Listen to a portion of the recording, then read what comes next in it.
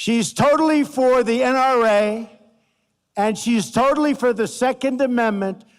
So get out and vote. You know, she's running against someone who's going to raise your taxes to the sky, destroy your health care, and he's for open borders, lots of crime, and he's not even able to vote in the district that he's running in. Other than that, I think he's doing a fantastic job, right? So get out and vote for Karen. Also, my friend, he's become a friend because there's nobody that does it like Lee Greenwood. Wow.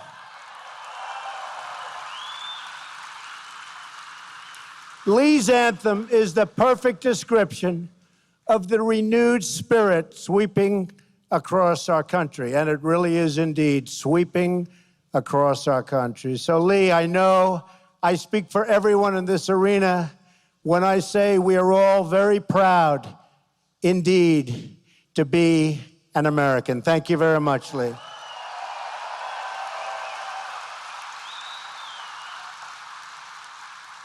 No one was more proud to be American than the beloved patriot, and you know who I'm talking about. We remember on gatherings like today, your former 5-term president, the late Charlton Heston. How good was Charlton? And I remember Charlton, he was out there fighting when maybe a lot of people didn't want to be fighting. He was out there for a long time. He was a great guy. And it's truly wonderful to be back in Atlanta and back with my friends at the NRA. You're my friends, believe me.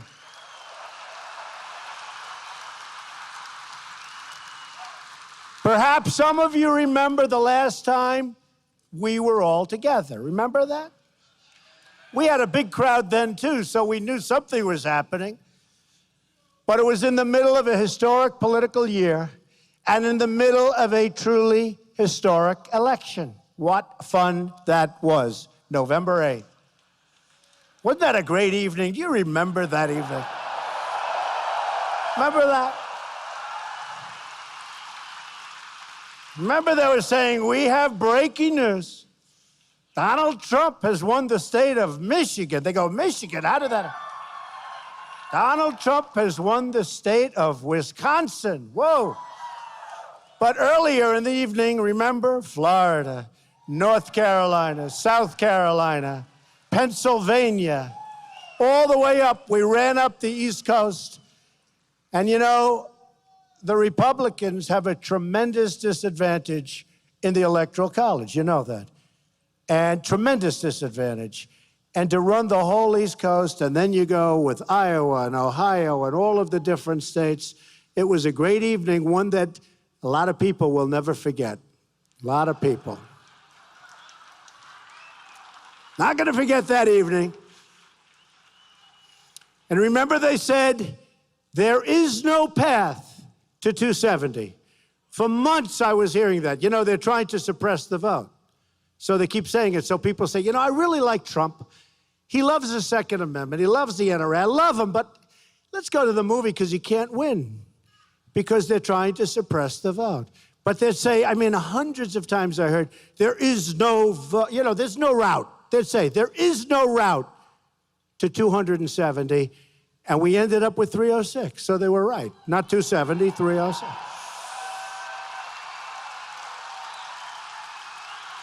That was some evening.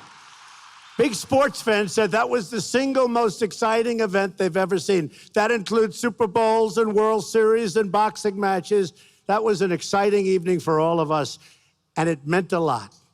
Only one candidate in the general election came to speak to you, and that candidate is now the President of the United States standing before you again.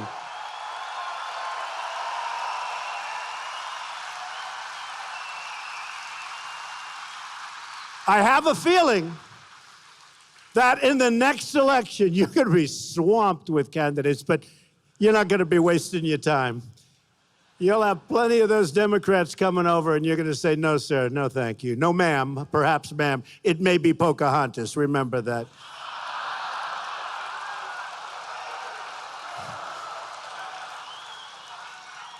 And she is not big for the NRA, that I can tell you. But you came through for me, and I am going to come through for you.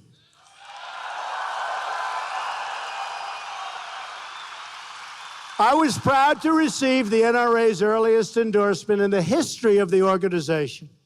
And today I am also proud to be the first sitting president to address the NRA Leadership Forum since our wonderful Ronald Reagan in 1983.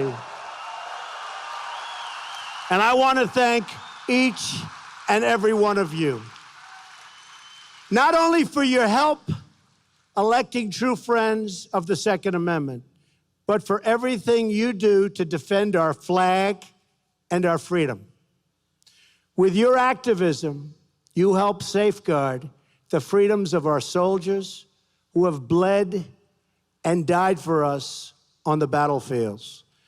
And I know we have many veterans in the audience today, and we want to give them a big, big, beautiful round of applause.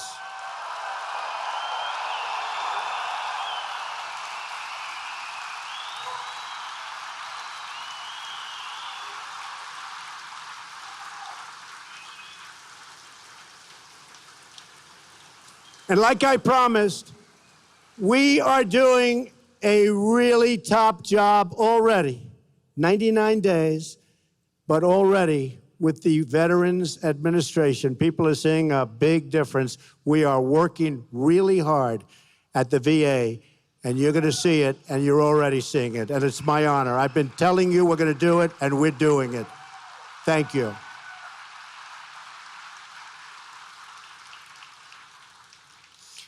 The NRA protects in our capitals and legislative houses the freedoms that our service members have won for us on those incredible battlefields. And it's been a tough fight against those who would go so far as to ban private gun ownership entirely. But I am here to deliver you good news. And I can tell you that Wayne and Chris have been fighting with me long and hard to make sure that we were with you today, not somebody else with an empty podium, because believe me, the podium would have been empty. They fought long and hard, and I think you folks cannot thank them enough. They were with us all the way, right from the beginning. But we have news that you've been waiting for a long time. The 8-year assault on your Second Amendment freedoms has come to a crashing end.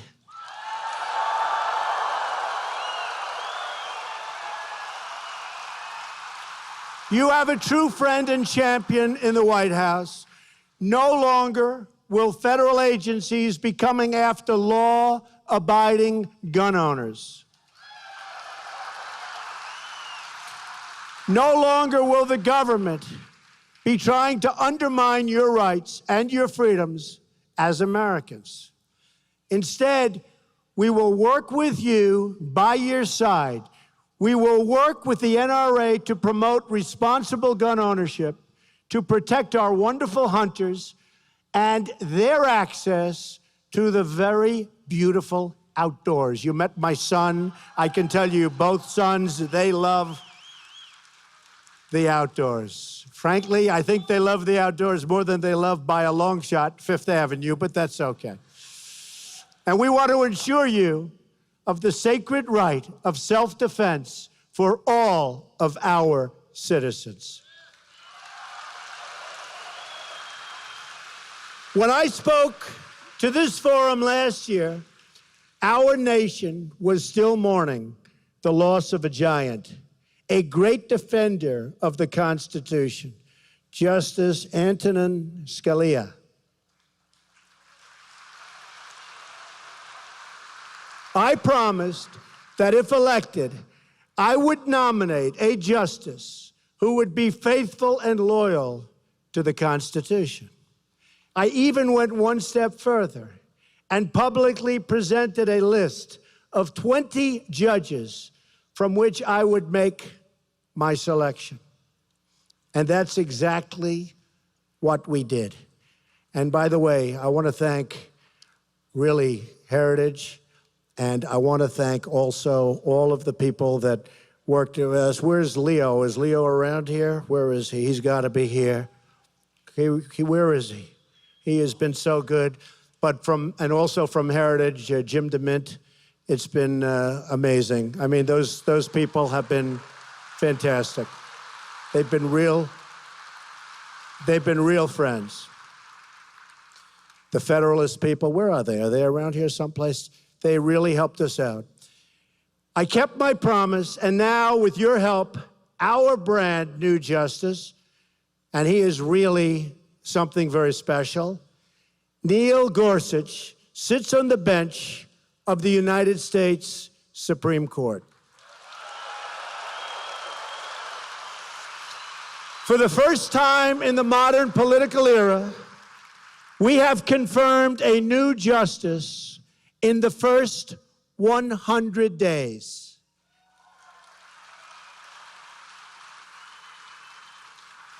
The last time that happened was 136 years ago in 1881. Now, we won't get any credit for this, but don't worry about it. The credit is in the audience, right? The credit is in the audience. All of those people. They won't give us credit, but it's been a long time, and we're very honored. We've also taken action to stand up for America's sportsmen. On their very last full day in office, the previous administration issued an 11th hour rule to restrict the use of lead ammunition on certain federal lands. Have you heard about that, folks? I'm shocked to hear that. You've all heard about that. You've heard about that. On his first day as Secretary of the Interior, Ryan Zinke eliminated the previous administration's ammunition ban.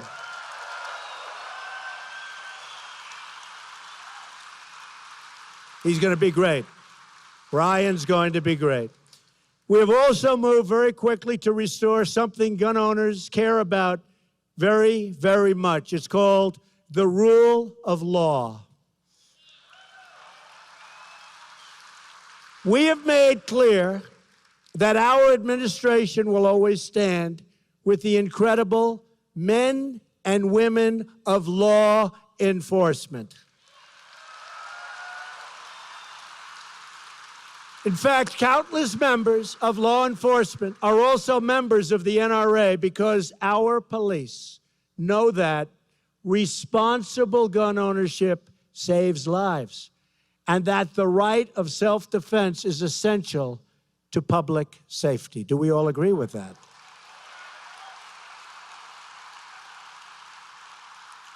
Our police and sheriffs also know that when you ban guns, only the criminals will be armed.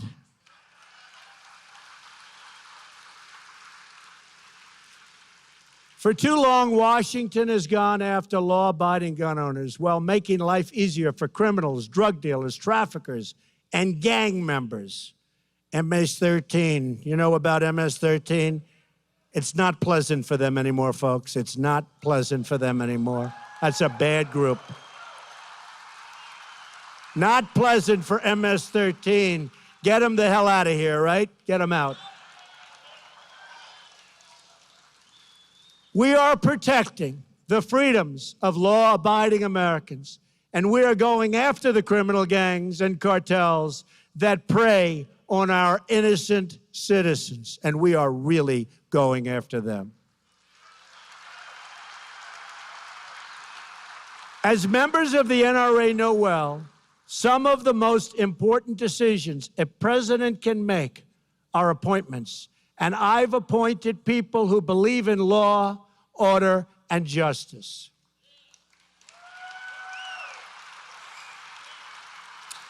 That is why I have selected as your Attorney General, number one, a really fine person, a really good man, a man who has spent his entire career fighting crime, supporting the police, and defending the Second Amendment.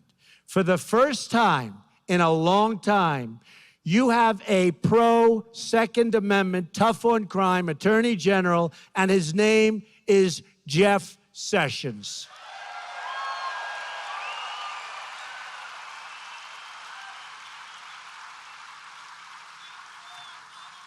And Attorney General Sessions is putting our priorities into action.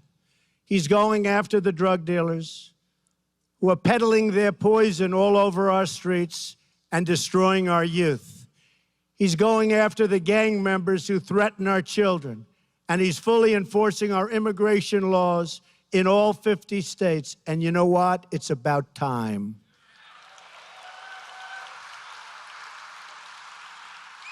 Heading up the effort to secure America's borders is a great military general, a man of action, Homeland Security Director John Kelly.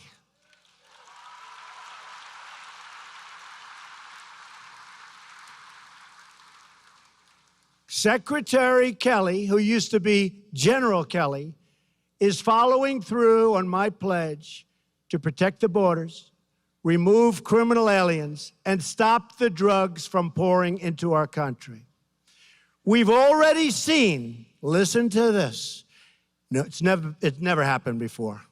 People can't even believe it. And by the way, we will build the wall no matter how low this number gets or how high this stuff. Don't even think about it. Don't even think about it. You know, they're trying to use this number against us because we've done so unbelievably at the borders already. They're trying to use it against us. But you need that wall to stop the human trafficking, to stop the drugs, to stop the wrong people. You need the wall. But listen to this. We've already seen a 73% decrease, never happened before, in illegal immigration on the southern border since my election, 73%.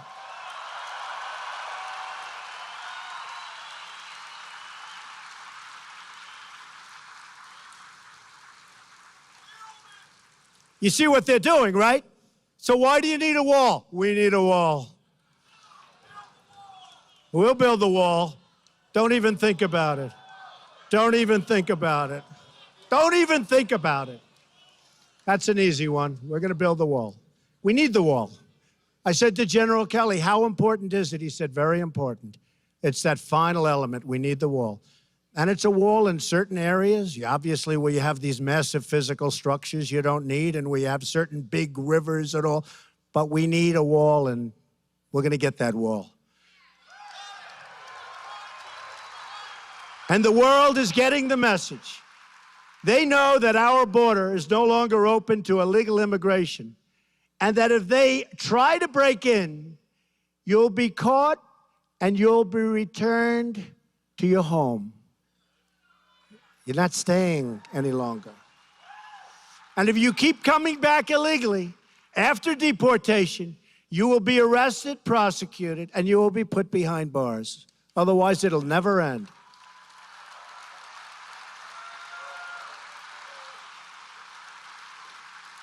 Let's also remember that immigration security is national security.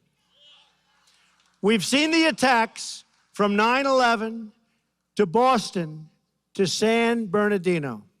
Hundreds of individuals from other countries have been charged with terrorism-related offenses in the United States.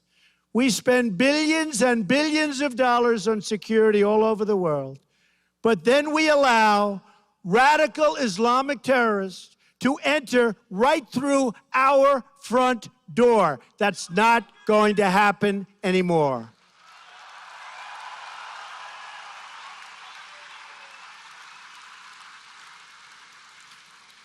It's time to get tough. It's time we finally got smart. And yes, it's also time to put America first.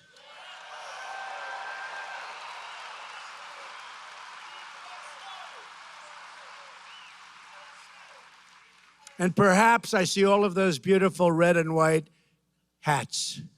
But we will never forget our favorite slogan of them all, "Make America Great Again." Right? Keeping our communities safe and protecting our freedoms also requires the cooperation of our state leaders. We have some incredible pro-Second Amendment governors here at the NRA conference, including Governor Scott of Florida. Where's Governor Scott? Where's? Great guy, doing a great job. Governor Bryant of Mississippi, what a wonderful place. Governor Bryant is here. Thank you. Governor Deal of Georgia.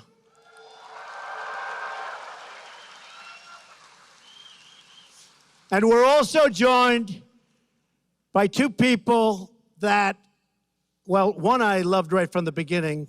The other one I really liked, didn't like, and now like a lot again. Does that make sense? Senator David Perdue, he was from the beginning, and Senator Ted Cruz, like, dislike, like. Where are they? Good guys. Good guys, smart cookies. Each of these leaders knows that public officials must serve under the Constitution, not above it. We all took an oath to preserve, protect, and defend the Constitution of the United States, and that means defending the Second Amendment.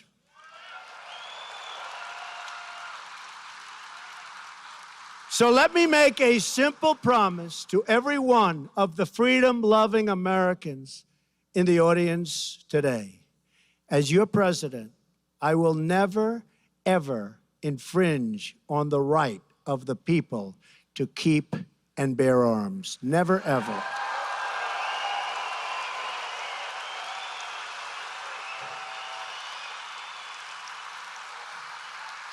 Freedom is not a gift from government. Freedom is a gift from God.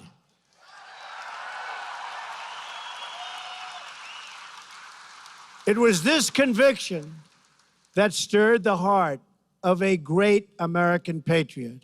On that day, April 242 years ago, it was the day that Paul Revere spread his Lexington alarm, the famous warning that the British are coming, the British are coming, right? You've all heard that, right? The British are coming. Now we have other people trying to come, but believe me, they're not going to be successful, that I can tell. Nothing changes, right, folks? Nothing changes. They are not going to be successful. There'll be serious hurt on them, not on us. Next came the shot, heard round the world, and then a ragtag army of God-fearing farmers, frontiersmen, shopkeepers, merchants that stood up to the most powerful army at that time on earth, the most powerful army on earth. But we sometimes forget what inspired those everyday farmers and workers in that great war for independence. Many years after the war, a young man asked Captain Levi Preston, aged 91, why he fought alongside his neighbors at Concord. Was it the Stamp Act? Was it the tea tax? Was it a work of philosophy? No, the old veteran replied. Then why, he was asked. Young man, the captain said, what we meant in going for those redcoats was this. We always had governed ourselves, and we always meant to govern ourselves.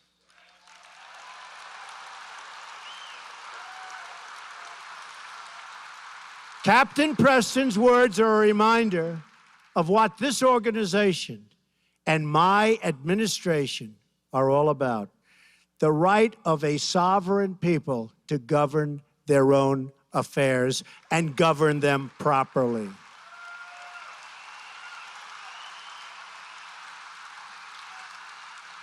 We don't want any longer to be ruled by the bureaucrats in Washington or in any other country for that matter. In America, we are ruled by our citizens. We are ruled by each and every one of you. But we can't be complacent. These are dangerous times. These are horrible times for certain obvious reasons. But we're going to make them great times again. Every day, we are up against those who would take away our freedoms, restrict our liberties, and even those who want to abolish the Second Amendment. We must be vigilant, and I know you are all up to the task. Since the first generation of Americans stood strong at Concord, each generation to follow has answered the call to defend freedom in their